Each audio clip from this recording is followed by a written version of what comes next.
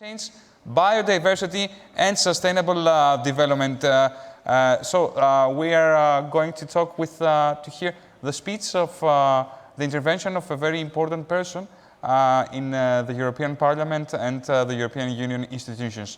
Dear Mr. Grampas, hello from Athens. Hello, thank you, Mr. Kodis.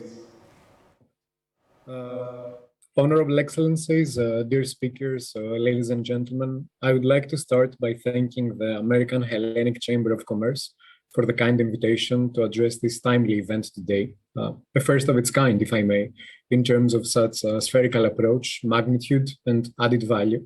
So warmest congratulations for initiating this forum in collaboration with the American Chamber of Commerce in Cyprus and, of course, the Israel-American Chamber of Commerce. Managing the work of the Secretariat of the European Parliament Intergroup on Climate Change, Biodiversity and Sustainable Development in Brussels, I am happy to address in the next 5 minutes the need for strong partnerships for a sustainable future, as well as the work of the Intergroup itself. Well, it is evident, as we heard from previous speakers, that the Eastern Mediterranean faces phenomenal challenges for which sustainable solutions need to be found. And although not in the room with you this afternoon, trust me, I can feel the enthusiasm and the unity in consensus listening to previous speakers around the vision that sustainability and partnerships can really drive such transformative change forward. On this journey, support for innovation and the science-based approach are necessary, as underlined within Mr. Kremlis' opening remarks as well. So I would like to echo this. We need to jointly address the current climate and biodiversity crisis, to bring together civil society, the stakeholders, and all sectors involved, and build on greater cooperation for sustainability. And all these objectives are actually at the core of the mission of this intergroup in the European Parliament. In brief, this intergroup is a high-level forum for discussion that brings together members of the European Parliament from all political groups and parliamentary committees to address some of the biggest challenges of our times. Looking into this mandate, it benefits from the support of the 5 biggest political groups and is co-chaired by MEPs Ms. Maria Spiraki and Ms. Mia Petra Kumpula-Natri. As mentioned before, we can only respond to collective challenges with collective solutions. So it is important to note that this platform inside the European Parliament allows its members to listen, debate, and shape ideas and policies based on contributions from various experts. These come from international organizations, NGOs, the private sector, member states, of course, the research and academia community as well, in the presence of EU institutions. Through its activities, the Intergroup also integrates all 3 pillars of sustainable development. Of course, this is about the environmental one, but equally so for social and economic into EU decision-making and policy.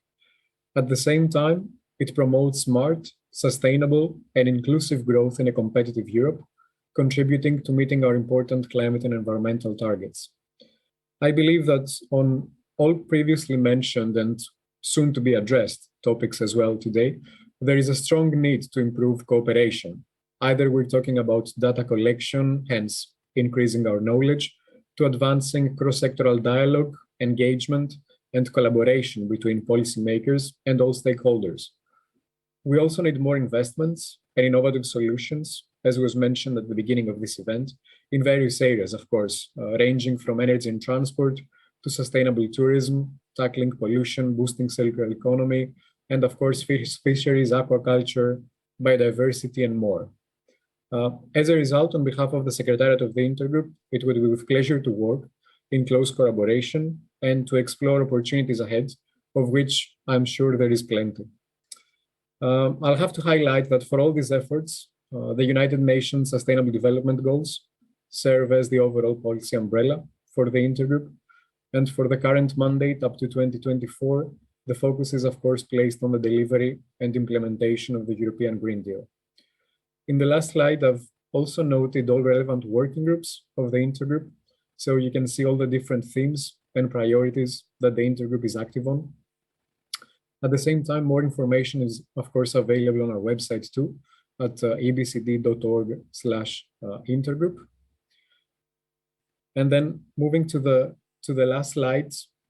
Honorable Excellencies, dear speakers, ladies and gentlemen, we heard it a lot through the discussions in today's event that tomorrow comes today.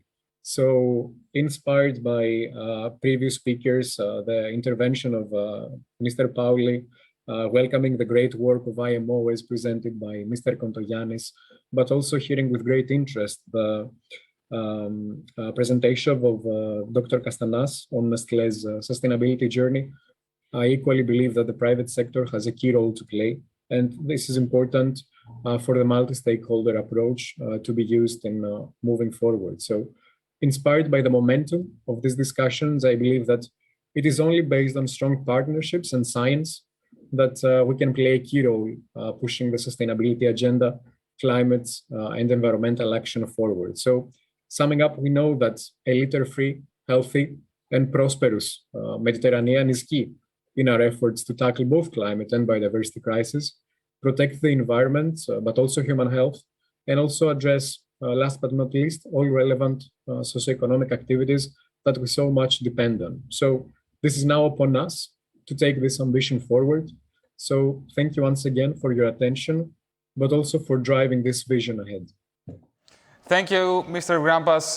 It has been a pleasure, and your presentation has been crystal clear and really enlightening. We would like to thank you again. So, ladies and gentlemen, without any further delay, we're going to move forward with the next panel. I would like to call Ms. Kosmopoulou. She's a very well-known person in terms of also managing plastic waste and the plastic